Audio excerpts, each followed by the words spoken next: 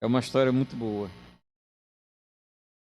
Nós vamos ler o livro de Jonas, capítulo 1, a partir do versículo 4 até o final desse capítulo, e vai ser a nossa reflexão hoje. Jonas, capítulo 1, a partir do versículo 4. Mas o Senhor lançou sobre o mar um forte vento, e levantou-se uma tempestade tão violenta que parecia que o navio estava a ponto de se despedaçar. Então os marinheiros ficaram com medo e clamavam cada um ao seu Deus.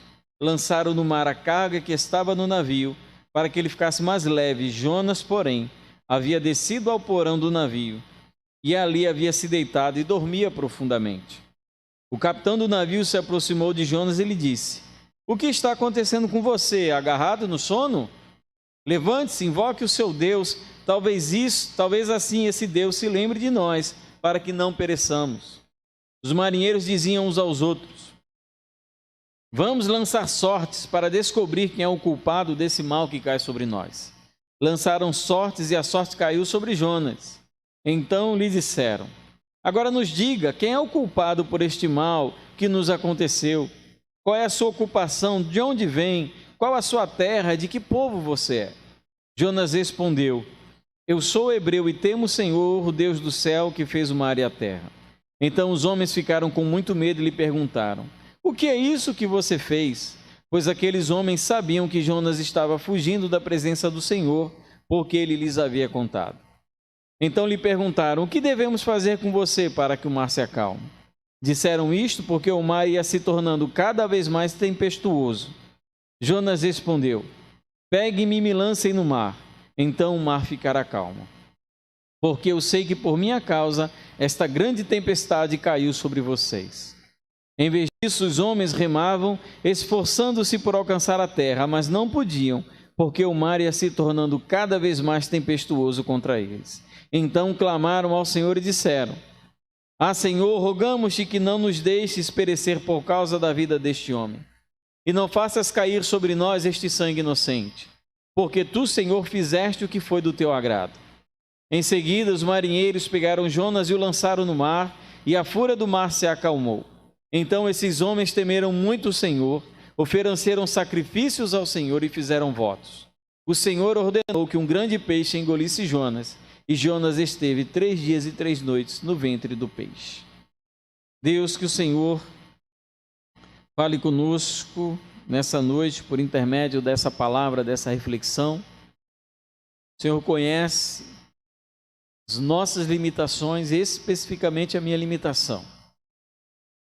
Texto longo, um texto profundo, um texto cheio de desafios, mas que o Senhor nos conduza essa noite na direção que o Espírito nos quiser conduzir para o crescimento e edificação da tua igreja. Fala conosco, nós pedimos, e que recebamos como palavra do Senhor. Em nome de Jesus, amém. Podem assentar.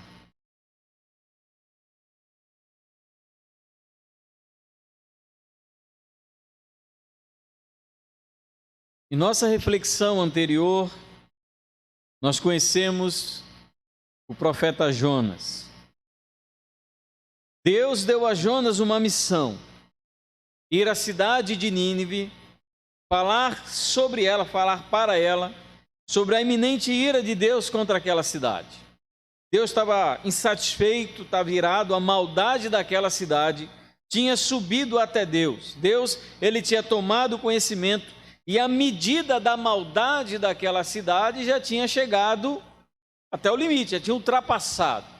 É como a expressão que muitos profetas menores usam: a taça da cólera, da ira de Deus já tinha se enchido contra aquela cidade, como foi com Sodoma e Gomorra, que em determinado momento Deus decidiu simplesmente destruir a cidade. O que Jonas faz? Ao invés de Jonas obedecer aquilo que Deus tinha dito, ao invés de Jonas se submeter e aceitar aquele encargo, aquela responsabilidade que Deus tinha dado, Jonas decide então fugir como uma maneira de garantir que Nínive não fosse alertada a tempo. Jonas não estava com medo, não estava com receio, não estava com preguiça. O que Jonas queria era garantir o cumprimento da ameaça de Deus em destruir Nínive. Jonas ele não se preocupava e não se incomodava com a maneira severa com que Deus ia tratar a cidade de Nínive. Isso não era preocupação de Jonas. Deus ele estava a ponto de destruir uma cidade com todos os seus moradores dentro dela. Mulheres, crianças, animais, absolutamente tudo. E essa severidade não incomodava Jonas. Na verdade, o que Jonas queria era garantir essa severidade. O que incomodava Jonas, na verdade, era a possibilidade de, mediante o arrependimento daquele povo, Deus então mudar de ideia, perdoar e não destruir. A compaixão, o amor, a graça de Deus é que estavam incomodando o profeta. O que ele faz? Ele simplesmente foge. Ele desce até a cidade portuária de Jope e toma então um navio que ia em direção a Tarsis, uma cidade que distava 4.000 quilômetros de distância. Ele quer ir para um lugar onde ele não seria incomodado e encontrado por Deus. Ao que parece, nessa desobediência, nessa insubmissão, nessa vontade de Jonas agora construir a sua vida, sem Deus ficar dando pitaco, sem Deus ficar ordenando e comandando, o que acontece? Começa tudo a dar certo. Jonas ele consegue levar a bom termo o seu plano de ir para o mais longe possível de Deus. Nós precisamos, amados irmãos, tomar cuidado, porque quando fugimos de Deus, as coisas necessariamente não vão dar errado. Não quer dizer que pelo fato da sua vida caminhar em uma situação boa, com sucesso, na paz, em grande tranquilidade, que Deus esteja satisfeito com você. Quando Jonas decide desobedecer a Deus, decide se rebelar, se tornar uma pessoa insubmissa, não realizar a vontade do Senhor, não submeter-se à vontade de Deus, o que acontece? As coisas começam a dar certo. As coisas não dão errado. Ele consegue descer até a cidade sem empecilho, ele entra naquele navio mediante a compra de uma passagem e ele começa então a sua viagem de maneira muito calma e muito tranquila. Vida boa e consciência tranquila não significam aprovação divina. Riqueza, prosperidade material, saúde física, uma boa psique, uma boa mentalidade, um curso universitário, passar no Enem, ser aprovado na universidade, passar num concurso e todas essas demais atividades benéficas que acontecem com a nossa vida, não significam uma aprovação da parte de Deus. Nós podemos estar em franca fuga, em completa insubmissão, com o coração rebelde e distante e ainda assim experimentarmos uma vida cheia de bonança. Não se deixe iludir e não se deixe enganar por aquilo que te rodeia, por aquilo que te circula, por aquilo que está à sua volta. Se tempestade na vida não significa que Deus está nos desaprovando, bonança também não significa que Deus está nos aprovando. Eu lembrei muito, pesquisando e estudando esse texto, aquilo que Paulo fala em 1 Coríntios capítulo 4, versículo 4. De nada me acusa a consciência, mas nem por isso me dou por justificado. O meu juiz é o Senhor. O próprio Paulo, ele diz, eu não tenho problema de consciência, não me sinto em pecado, não sinto que estou falhando, não me apercebo como insubmisso, não me vejo como rebelde, mas eu não confio na minha intuição, eu não confio no meu coração, eu não confio na minha sensibilidade, eu não confio na quietude da minha alma. Eu posso estar enganado acerca da minha situação. É preciso ser muito franco e ter uma mente muito espiritual para perceber que muitas vezes dentro do tempo em que estamos experimentando os nossos melhores momentos, na verdade, Deus está muito distante. Estamos tomando as nossas decisões, fazendo as coisas necessariamente sem desejar saber o que Ele pensa sobre isso. Tentamos orientar a nossa família da melhor maneira que aprendemos com os nossos pais ou nos livros que lemos, mas talvez pouco queiramos saber sobre o que Deus pensa sobre isso. O que Deus pensa sobre o meu namoro, o que Deus pensa sobre a maneira como eu convivo com meus familiares, sobre os meus sonhos, sobre os meus projetos, sobre tudo aquilo que eu guardo em meu coração. Será que toda essa maneira de tomarmos e fazermos as coisas sem de fato nos preocuparmos com o que Deus pensa, a maneira como Ele vê, não é nada mais, nada menos do que fazer exatamente aquilo que Jonas fez, fugir da presença do Senhor, não se submeter, não aceitar o seu domínio, não aceitar a sua soberania sobre tudo o que fazemos ou acontece conosco? Então Jonas, em breve, descobriria aquilo que Jó descobriu, ao final de sua intempérie, de sua dificuldade. Pensei que tudo podes, e nenhum dos teus planos pode ser frustrado. Jó descobriu isso da pior maneira possível, e Jonas está a ponto de descobrir também. E Jonas, ele começa a experimentar que em determinado momento da vida rebelde, da insubmissão, da fuga, do distanciamento, as coisas começam, enfim, a dar errado. Começam a sair do controle.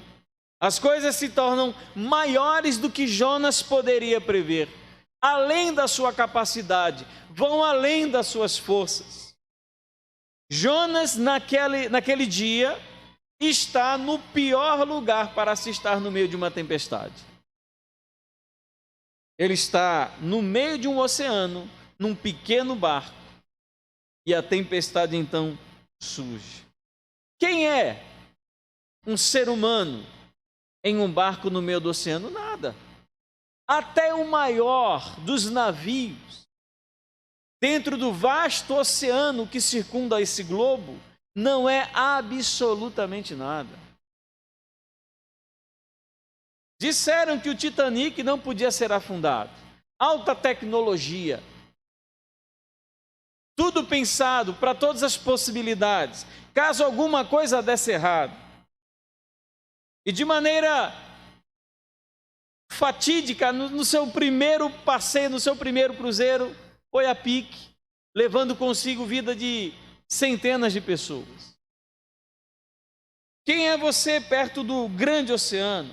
Quem é Jonas? Mas o grande problema não é o oceano, não é o barco, e nem mesmo as forças da natureza.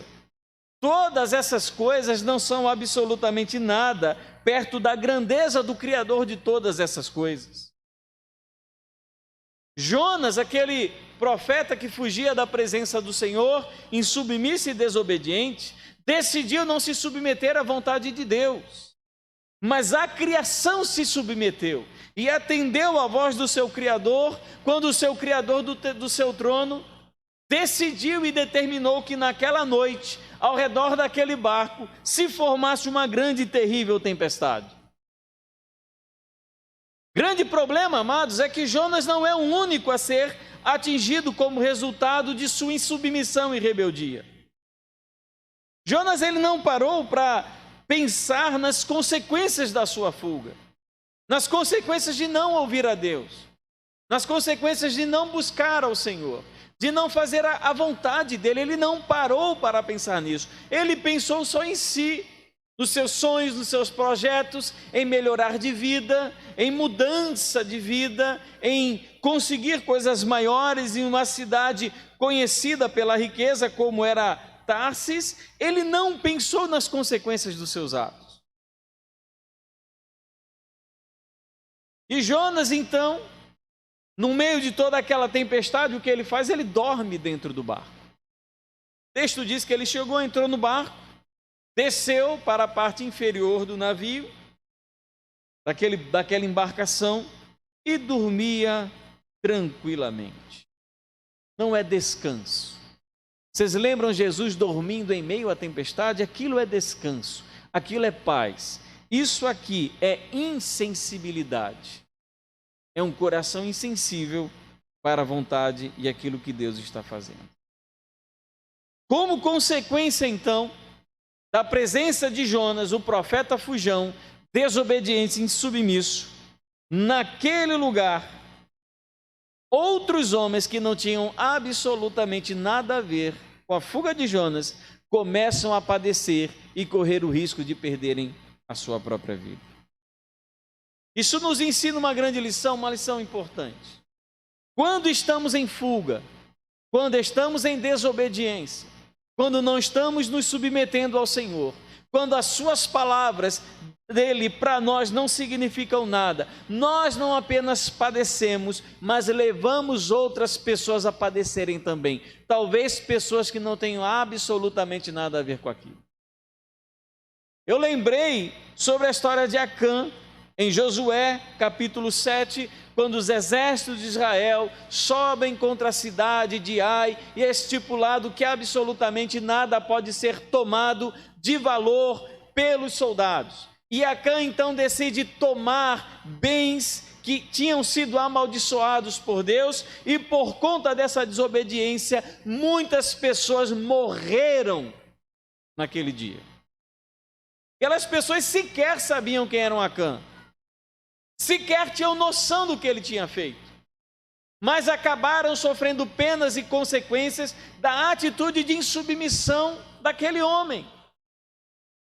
Nós precisamos, queridos, pensar e refletir de que os nossos atos de insubordinação, de insensibilidade para com a voz de Deus, para aquilo que Ele fala, para aquilo que Ele ordena, de que as pessoas que estão ao nosso lado, elas pagarão juntamente conosco um preço por conta da nossa desobediência, se é que já não estão passando e sofrendo.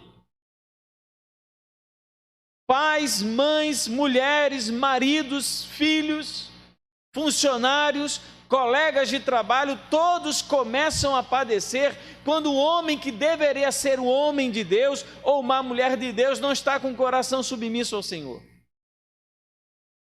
Filhos que gemem, mulheres que choram desesperadas, porque o marido que deveria ser, que se declara como homem de Deus, não faz absolutamente nada em favor da sua família. E os filhos começam a sofrer, a família começa a sofrer, a igreja começa a sofrer. E muitas vezes o sofrimento nós não sabemos de onde vem.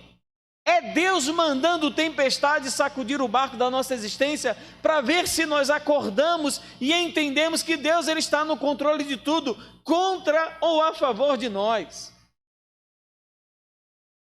Sempre que você se revolta contra Deus, levanta contra Ele seus punhos, volta contra Ele o seu calcanhar, dá meia volta, quer tomar o seu rumo, fazer o que está no seu coração, decide simplesmente abandonar a palavra, volta-se apenas para as suas próprias decisões, mediante a tua própria sabedoria, não quer se submeter à palavra de Deus.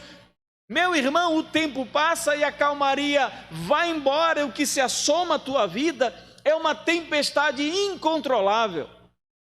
E você se questiona de onde vem essa tempestade?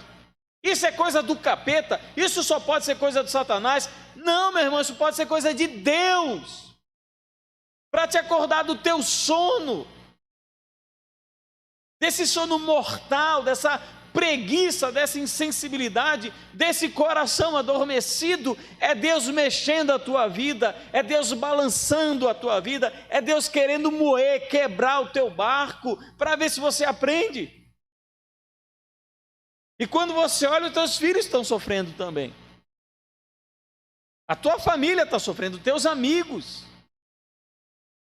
Aquilo que Deus deu para você fazer, departamento, ministério, missões, qualquer coisa, começa a haver sofrimento e outras pessoas começam a ser atingidas sem sequer saber porquê. Esse é o discurso.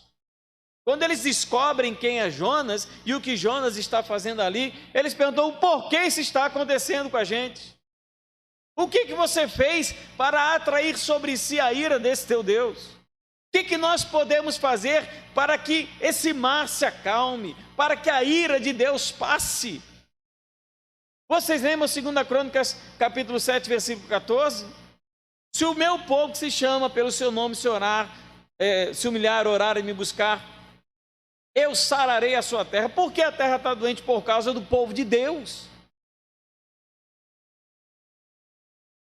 Então, amados, nós precisamos entender que as nossas escolhas espirituais, a nossa vida espiritual, ela não se resume no quarto de oração, ela se espalha para a nossa casa, ela se espalha para os nossos filhos, para os nossos parentes.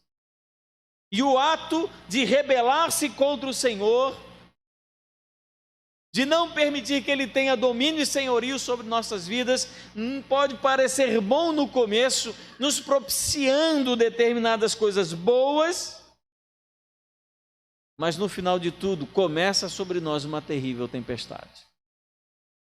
Talvez esse seja o seu caso, ou você esteja naquela época da bonança, onde você está pegando no sono, ou talvez você já comece a ver nuvens pesadas que se assomam no horizonte. Jonas, ele fugiu. E Deus, eu tenho essa impressão de que Deus permitiu que Jonas estivesse dentro daquele barco, no meio do oceano, para que tivesse um impacto maior aquilo que Deus ia fazer na vida dele. É como se Deus desse corda, vai Jonas, vai, pode ir. Na terra é fácil, vai, na terra tem para onde correr.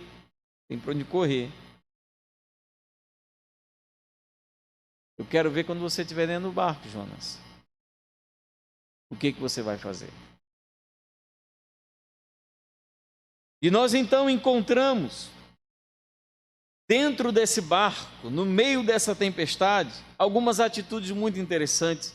A atitude dos marinheiros pagãos e a atitude de Jonas. Jonas está adormecido dentro do barco, apagado, insensível, alheio, as coisas balançando, as madeiras do barco gemendo, rachando, coisas sendo tiradas e lançadas ao mar, pessoas gritando desesperadas, e Jonas tranquilo, dormindo como se estivesse tudo perfeito.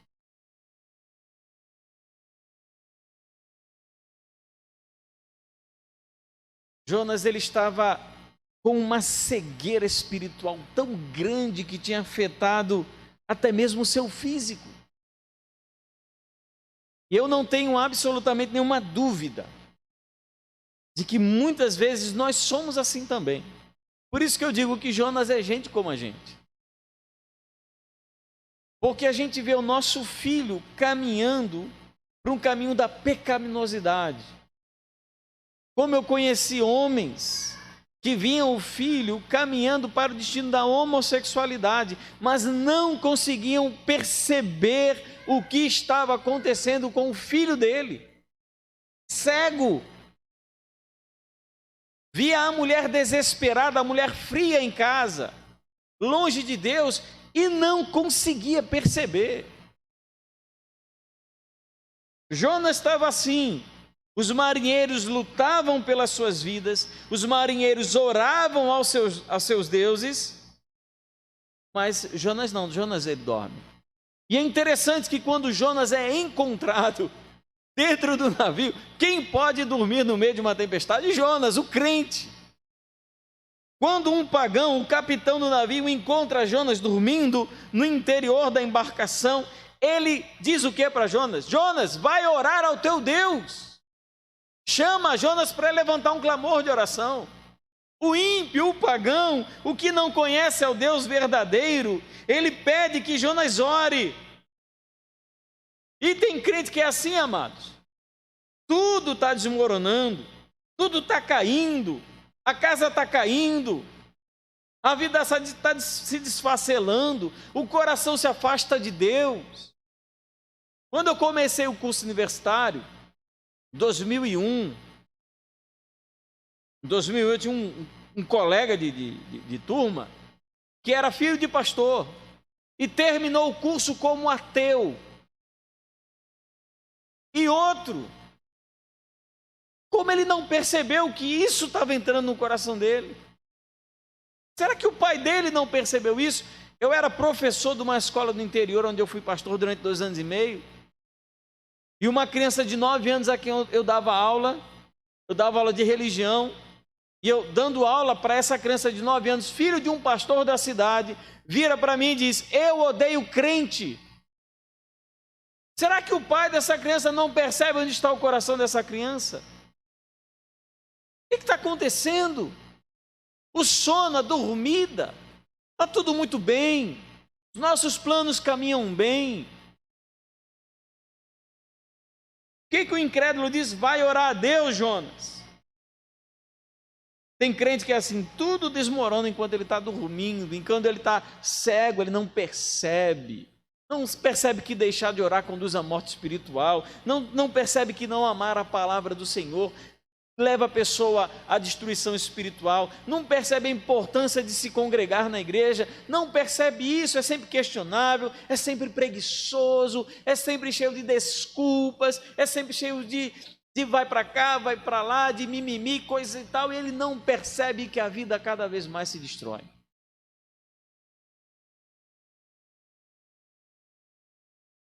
Como é interessante que os pagãos daquele navio são mais coerentes na sua fé do que Jonas. Jonas conhece a Deus, mas não vive a sua fé. E eu lembrei muito de 1 Timóteo 5,18, que diz que aquele que não cuida da sua família, especialmente, que não cuida dos da fé, especialmente da sua família, negou a fé e é pior do que o incrédulo. E tem crente que não vê isso. A declaração de fé de Jonas é corretíssima. Eu sou hebreu e temo o Senhor, o Deus do céu, que fez o mar e a terra. Jonas capítulo 1, versículo 9. Seria o caso de perguntar para Jonas: Jonas, tu não tem espelho em casa não? Como você diz que teme a Deus, se você está fugindo dele? Você percebe a incoerência da defesa verbal de Jonas e como a vida dele diz exatamente o contrário daquilo que ele declara? O pagão, ele consegue ser coerente com a fé que ele expressa. No meio da tempestade, do desespero, ele se apega com todos os deuses que ele conhece. Mas Jonas é aquele que declara a soberania de Deus, é o Deus criador, o Deus supremo, soberano, Deus de todas as coisas, o Deus a quem eu temo, mas é sobre esse Deus que ele está fugindo. Jonas é aquele crente que não tem espelho em casa. Tem gente que diz que conhece a Deus, mas vive como não se conhecesse Ele. Será que nós não somos assim? Somos bons em nossas declarações, temos um discurso bonito, preparado, teologicamente bem construído. Entendemos sobre calvinismo, arminianismo, entendemos sobre traducionismo, entendemos sobre federalismo, entendemos muito bem sobre a Trindade, falamos muito bem sobre salvação, nossos princípios se fundamentam na Escritura, a nossa fé envolve princípios reformados, da sola Escritura, sola fide e tudo mais, mas a nossa vida vai numa direção diametralmente oposta daquilo que nós falamos. Deus te ama, mas o nosso coração simplesmente não se importa com o incrédulo.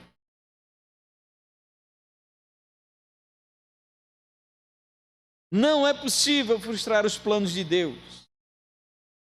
Jonas descobriu. O que fazer então para que o mar se acalme? É a grande pergunta dos marinheiros, já que eles descobriram que a culpa, a causa de todo aquele problema era Jonas. O homem de Deus estava trazendo um desarranjo nas forças da natureza. O que fazer para o mar se acalme? Algumas opções poderiam ser dadas. Jonas podia pedir perdão a Deus e seguir na direção certa. Não poderia? Ele pediu? Não.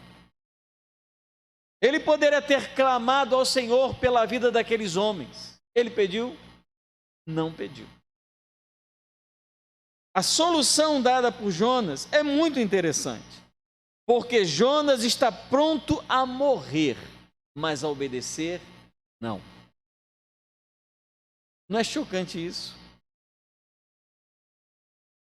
O que é melhor, você obedecer a Deus ou você morrer? Jonas, naquele momento, achou que era melhor morrer do que obedecer a Deus. A gente não declara isso, queridos, mas muitas vezes a gente vive exatamente dessa maneira. Lancem-me ao mar, Jonas disse. O mais interessante é que, no primeiro momento, os marinheiros simplesmente se recusam. Eles têm compaixão de Jonas, eles tentam lutar contra as forças da natureza, contra as ondas, eles tentam remar, eles tentam controlar o navio para aproximá-lo da praia, mas eles simplesmente não querem jogar Jonas na água. Eles têm compaixão de Jonas, ao passo que Jonas não tem compaixão de absolutamente ninguém. Eles relutam, lutam contra as ondas, querem salvar Jonas, e somente depois das ondas se avolumarem ainda mais, da força do vento se tornar ainda maior, eles então, com muito temor a Deus, peçam que o Senhor não os puna por aquilo que eles fariam. E eles então lançam Jonas na água.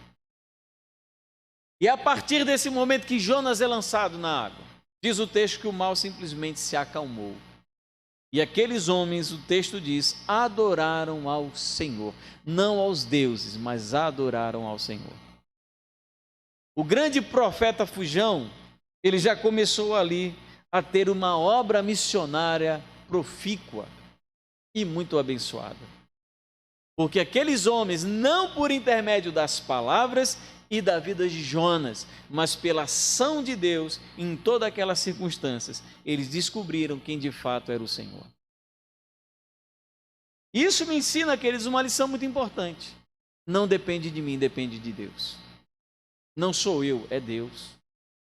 Obviamente eu não quero me encontrar como Jonas, ser usado no meio da fuga, ser um instrumento de Deus no meio da desobediência. Eu quero estar na obediência, crendo e confiando de que a obra não é minha, a obra é do Senhor e é Ele que faz.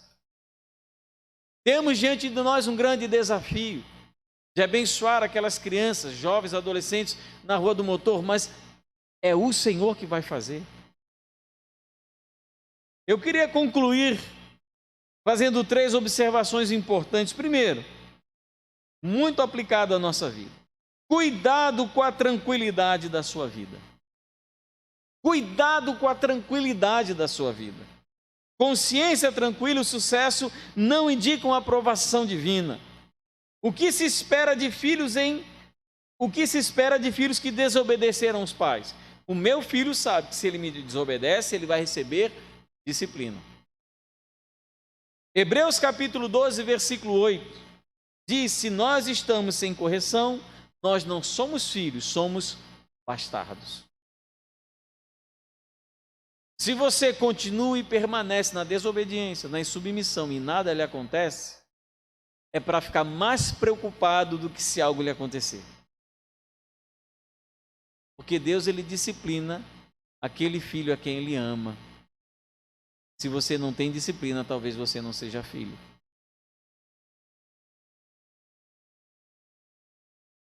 Outro, as consequências atingem as pessoas próximas.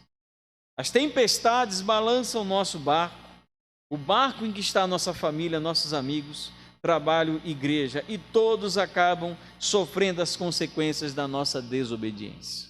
Não faça os outros sofrerem. Talvez você tenha uma mãe que sofre, talvez você tenha um pai que sofre, talvez você tenha um filho que esteja sofrendo, talvez eles não digam isso até quando a tempestade começar. Até quando a tempestade começar. as pessoas falam, as circunstâncias falam. Tenho vivido um tempo difícil com o nosso filho, 5 anos, vocês conhecem Thomas, reiniciou a escola, e esse reinício, em que ele passa menos tempo com a gente, mais tempo na escola, tem sido para ele um tempo de desafio. Não tem sido fácil, ele tem tido pesadelos, não tem dormido bem, tem se sentido inseguro. Os meus olhos precisam estar abertos para a realidade das pessoas que me rodeiam, da minha esposa, da minha família, das pessoas com quem eu trabalho. E Deus, ele pode, no momento em que ele for balançar, sacudir a minha existência, as pessoas que estão do meu lado, com certeza também vão passar por coisas semelhantes. Então, vamos saber que as consequências atingem as pessoas mais próximas de nós. E por fim, nós precisamos ser coerentes na nossa fé. Músicas bonitas e declarações inflamadas não valem de nada se a nossa vida não estiver de acordo com elas. Músicas bonitas e declarações inflamadas não valem de nada se a nossa vida não estiver de acordo com elas. Cantemos músicas bonitas, façamos declarações inflamadas, mas que a nossa vida esteja de acordo com elas. Amamos a Deus e nossa vida há pouco amor. Dizemos que Ele é compassivo e há pouca compaixão em nosso coração. Dizemos que Deus, Ele ama aquelas pessoas que estão em pecado para atraí-las em Jesus. E nós, então, pouco amamos essas pessoas que estão longe dEle. Façamos nossas declarações, cantemos as nossas músicas, mas vamos fazer com que a nossa vida viva a fé que declaramos. Não quer dizer, queridos, que eu prefiro uma pessoa coerente com uma fé falsa. Essa semana eu participei de uma capacitação da prefeitura, eu faço parte de uma equipe lá da Secretaria de Assistência Social que capacita pessoas que vão trabalhar dentro do cadastro único. E uma das pessoas era xamanista. É um tipo de religião. E aparentemente era uma pessoa muito coerente com aquela religião que ela praticava.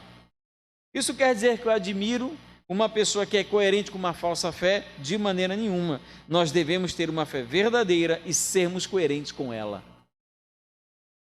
Assim, amados, haverá para a nossa vida, para a vida das pessoas que nos rodeiam, bênção e transformação.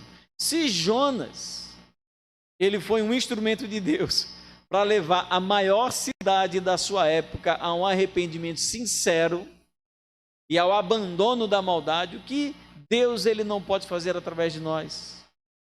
Amando e desejando cumprir a vontade do Senhor. E Jonas, então, ele é lançado na água, e por ordem de Deus, é interessante isso, Jonas desobedeceu, os ventos e o mar obedeceram, os marinheiros obedeceram, e agora um peixe vai obedecer à voz do Senhor.